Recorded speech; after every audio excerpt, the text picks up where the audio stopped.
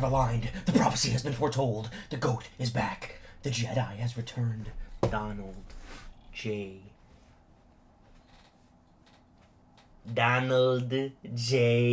Trump is the old and new president of the United States.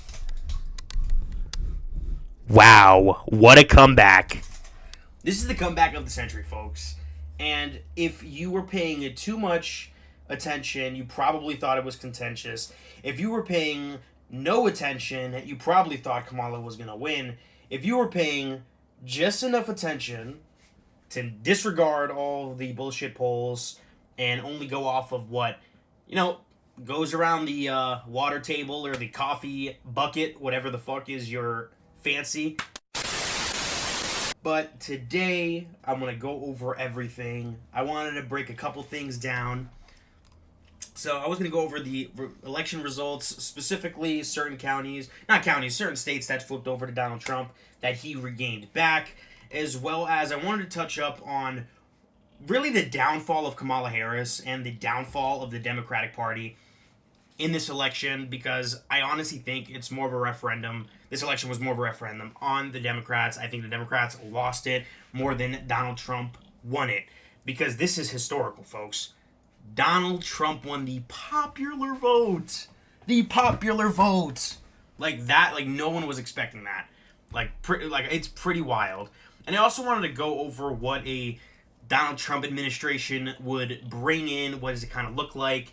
I did want to delve into kind of the picks that he went into, but I don't have the research done for that yet, so I'm going to do that in another broadcast. This broadcast, I'm just kind of going to go over the overviews, probably mainly like immigration, foreign policy, and the economy, and I might touch on the RFK pick because that just dropped. But first things first, I really wanted to go over the election results and the specific states that kind of flipped over to Donald Trump, which shows the...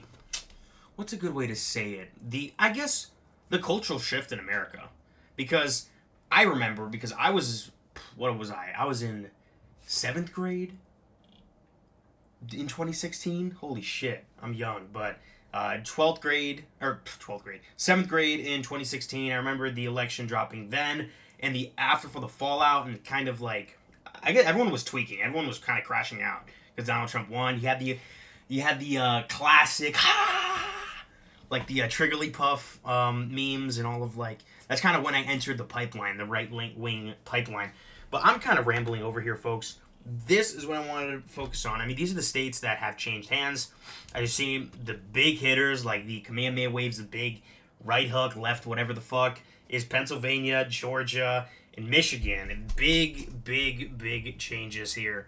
I mean, yeah, again, I mean, he won these states. He also won the popular vote, so it's kind of uncontested. Like, Donald Trump won very well. I mean, I read over this article, kind of goes over the demographics of Trump voters, but over the people who ended up going for Donald Trump. I can go through here. Specifically, I wanted, these are like the key demographics here. More men voted for Donald Trump, more females voted for Kamala Harris. That was pretty boys versus girls, you know what I'm saying? But, and then these are the demographics based on race and all that stuff there too. But mainly, I wanted to focus in on the Latino Hispanic community, mainly because although you look at my appearance and see my translucent skin, I am a look at my translucent skin. I am a Latino, Latinx, as they like to say when you have brain damage. But I wanted to go over specifically Latino men as well, because from my job, as well as from personal life, like from my church or from my job or people I know, friends, I have a lot of people I know personally are Latino, because I guess I'm Latino. A lot of people I hang around with are Latino. And almost all of them unanimously support Donald Trump. And if you pay attention to the mainstream media and you look at things based off of like at least the old view culturally, like that's something surprising, because Donald Trump is the racist dude who wants to deport all the immigrants. But if you look, there's a huge shift, because people are kind of getting tired of the classic Democrat play and kind of just race baiting in order to get our votes. I think this election really showed that, because, I mean, most of the people talking about Donald Trump, Latinos talking about Donald Trump, what do they say? This is the key talking points they talk about. Hey, I don't like Donald Trump. He says kind of crazy shit, but I don't fucking like inflation. I don't like taxes. I want a better, easier life, and I want to make more money. And they all believe Donald Trump can produce that. Also, too, there is kind of like a kick the ladder down effect whenever you enter the country legally and you see people entering the country illegally and you see it in such huge numbers. It ended up turning into a major problem because that was a big failure of the Biden administration, and that was a big lead towards Donald Trump. But I also wanted to go over, this is a TYT clip, so they are an actual liberal, left-wing news source, or an alternative media source, where they kind of have several minority Chink and Anna based Starian. I actually fucking stan Anna Kastarian. I like her, okay? Coffee break. Okay, so I wanted to go over, because they touched on specifically Latinos voting for Donald Trump, and then they went over a Democrats talking about it and their take on why Latino men specifically didn't want to vote for Kamala Harris. And I got offended, even though I am a based Giga Chad troller on the internet. Don't get offended at anything. I actually was like, bro, what the fuck are you talking about? So let's get into this. Trump did grow support from 32% to 45%. Okay. Now, Latino men in particular made a huge swing between 2020 and 2024. So let's take a look at. Yeah, that's the disparity right there. I mean, look at it. Just pause it for a second just so you can take a look at it. That in 2020, for instance, Joe Biden won among Latino men by 23 percentage points, 59% to Trump's 36%. Fast forward to 2024, and Trump won the Latino men by about 10 points, 54% to Kamala Harris's 44%. He also won among Latino voters overall in the state of Texas. Trump captured 55% of Latino voters in the state, according to exit polls. He also won 14 out of the 18 counties within 20 miles of the border, a number that doubled his 2020 performance in the Latino. And that's a specific thing, too, because those border counties are the ones that actually deal with a lot of the migrant crisis. Because I know Democrats like to do, like, the bait and switch with illegal immigration, and they like to say, like, oh, technically they're not illegal because they're doing asylum claims. I mean, it's still, like, an overburden of the system, and people are doing false asylum claims. That's mainly the big issue with that and why we are so overburdened. And we have the catch and release policy. Donald Trump got rid of that. Biden brought it back. Same thing with the stay in Mexico policy. Biden got rid of that and then proceeded to do nothing about the border until it became a huge crisis. And then Kamala Harris was like, hey, like, labeled as the border czar by Donald Trump, was like, oh, we're going to fix the border. It's like, can you do something now? And I think that was a big reason. It was like, come on. It was just like a 1, 2, 3 decision. Like, if you think immigration's a problem or you want to secure the border better, then you're voting for Donald Trump. There's no justification to vote for Kamala Harris in that specific issue. And I think those coincide with specific things like economy and health. Because if you look at the RFK pick that Donald Trump did recently, but that's getting into the different topic. I keep fucking rambling. Let's continue. Majority region. So why the huge swing? What's going on? Well, some people like Sunny Hostin and radio host Victor Martinez think that it has to do with identity. Let's take a look.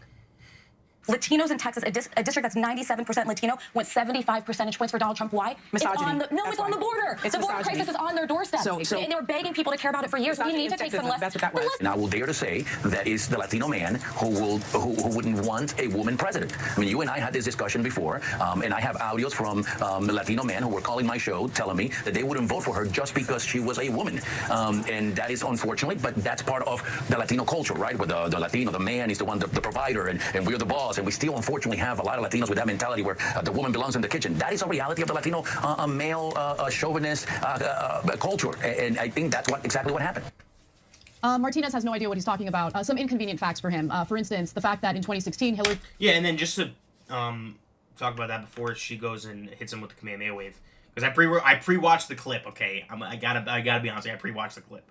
But, yeah, I think, like, what he said was just, like, it's a weird take because it's like you're blaming the voters for why they didn't vote for you. And you're essentially saying, hey, you didn't vote for me because you're sexist. And that is not a good play, especially when people are sick and tired of that. and people are starting to move away from the identity politics. And that's why you saw a huge shift of people who were black or Hispanic or any other demographic started to lean towards Donald Trump, because in the beginning of 2016 they were scared. They're like, oh my god, Donald Trump is the racist dude, because they're seeing it in culture. Their big like icons are talking about it. They see it in news media, so they have that perception. But in terms of now, that perception has been dissolved, because it's like salt and water, right? But a little teaspoon of salt in a shot glass of water, it's salty as fuck. I keep dumping more and more in gallons of water. Eventually, it's just distilled, regular, basic water with no salt. It's like the word just loses its taste, loses its meaning of like the racism or like this, that. Because now you see with immigration, like they don't even do the whole family, like they don't do that angle anymore. Like, oh, you're blocking these families from coming in, because now it's objective, and especially with like Twitter and all these different social media platforms, you're able to see it in 4K on the demon box that shows you how society's collapsing. Like you just see it right there on your fucking magic block, your telephone. I'm talking about. But let's go into the Anacastarian. Oh.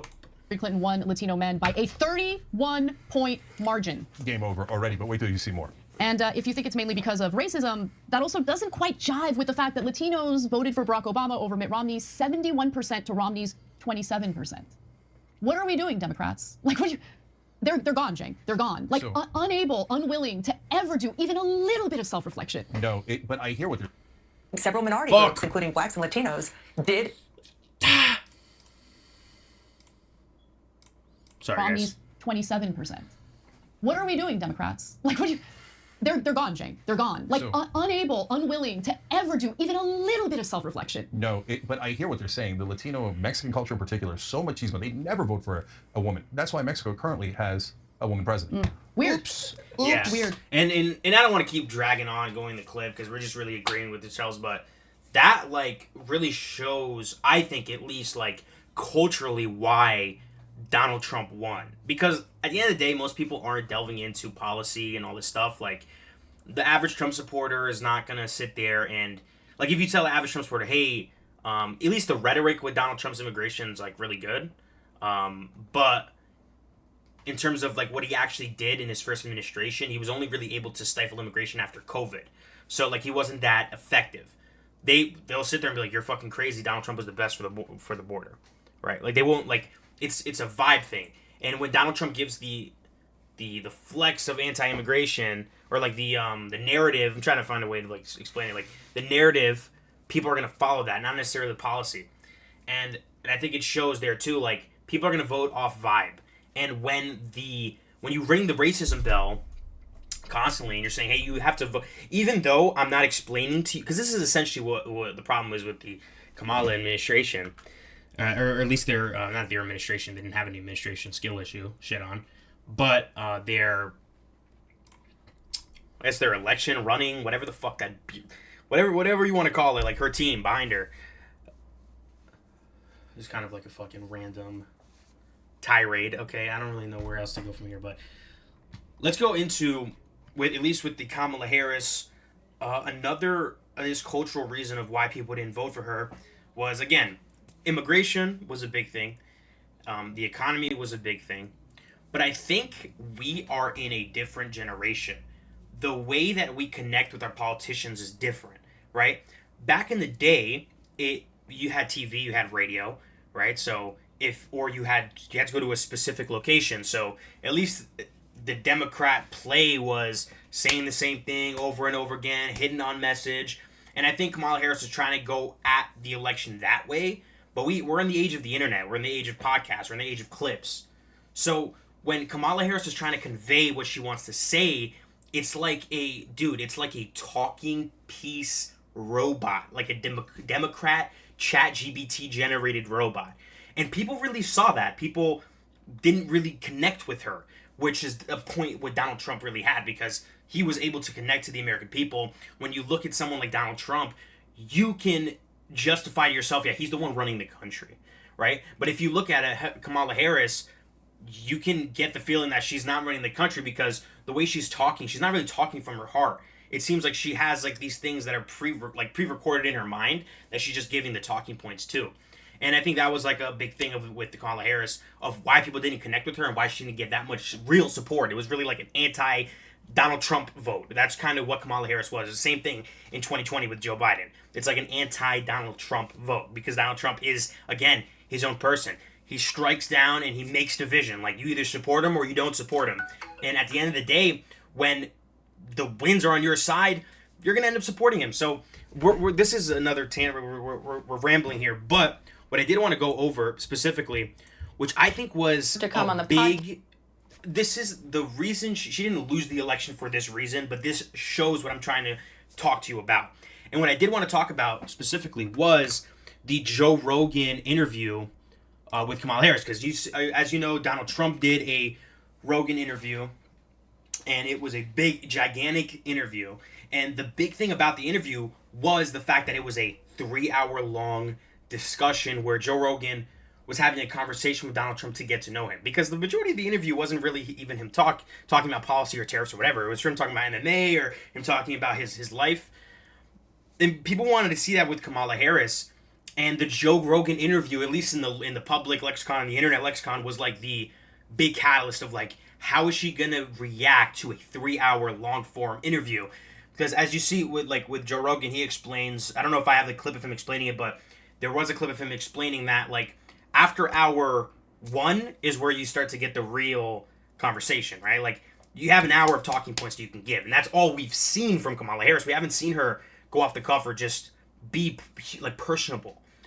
And the Joe Rogan interview was a big test for that, which she didn't do. And as you saw, another thing as well was them blocking the interview, which was a big thing. And also, too, the narrative behind how they explained Joe Rogan denying the interview. Or not, or how the interview didn't happen. Because, again, we're in the age of the internet. You can't really lie or be dishonest as much as you could before. Because before, for example, you see the Rogan turned down Kamala Harris podcast interview over campaign demands, right? This is like a dishonest headline because it really wasn't that. It was really the fact that Joe Rogan wanted to do an interview with Kamala Harris. He had an open invitation in his space.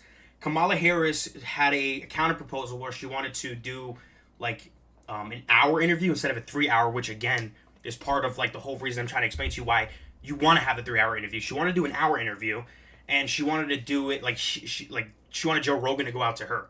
That's not his show. That's not his show. But enough of me talking. I have short clips here. It's going to be a longer podcast because I'm going to kind of segment this. I'm going to start segmenting the podcast, make a longer podcast, segment it into clipped videos. But this is explaining here.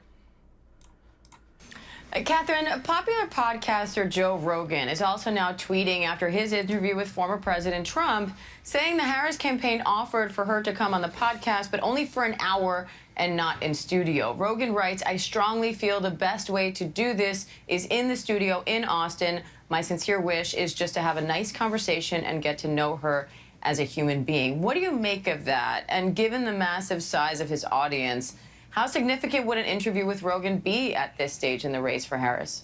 Yeah, look, it remains to be seen how significant it would be. Of course, Trump did this interview because his campaign is trying and working to reach those younger voters that he so needs to pull over. Of course, Harris has been leading in that youth vote, that younger demographic, but Trump is also trying to pull that over, especially with white males. Rogan's audience, obviously, is tailored to that demographic, pulls in that demographic, if you will. So, sure, I think it's important on the one hand that if Harris were to sit for an interview, of course, she would be targeting that same demographic that the former president did. At the same time, I'm not sure at the end of the day how much it would really matter, though he does have a big audience and a large reach. So it could potentially still happen at some point. We'll see. All right, Karen Travers, Catherine Falders, thank you.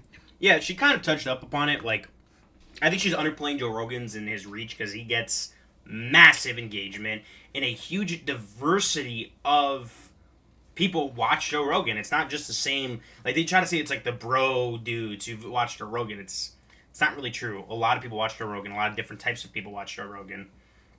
And again, it's not the reason she lost. her going on Joe Rogan, like, wasn't the deciding point of her W. Or Donald Trump got some huge engagement from going to Joe Rogan. It was the principle of it. And if you're not paying attention to the common people, you'll miss it, right? Oh, Joe Rogan interview, whatever. He's just some fucking comedian, dude. No, he's a massive cultural figure.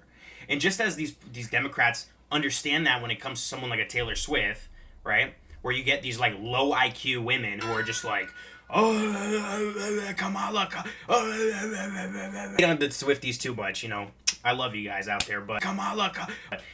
To be fair, look around you. Look to your left, look to your right. Not the best people around you. Just to say that. With the too much hate on Taylor Swift. I don't want to hate on Taylor Swift too much. No, let's not do that this podcast. But with that, like, they understand that when it comes to those types of celebrities.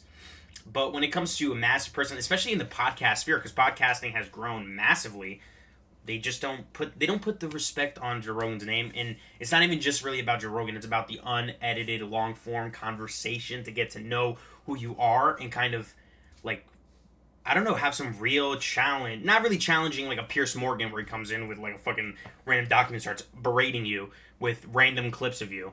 But just like a conversation, like a regular conversation where you can't really dodge the question like that when you're having a good faith, wholesome conversation. Because that's another thing with Kamala Harris. But that's enough of that specific issue with the Joe Rogan interview. Or actually, no, not even true. I have a whole other clip of Joe Rogan explaining his perspective on this whole situation. You guys are coming here. I'm like, I love these guys so much.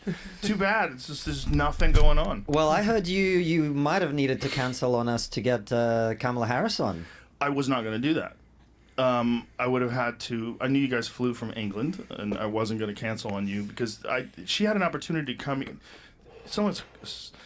You could look at this and you could say, oh, you're being a diva. But she had an opportunity to come here when she was in Texas, and I literally gave them an open invitation. I said, anytime. I said, if she's done at 10 o'clock, we'll come back here at 10 o'clock. I go, I'll do it at 9 in the morning. I'll do it at 10 p.m. I'll do it at midnight.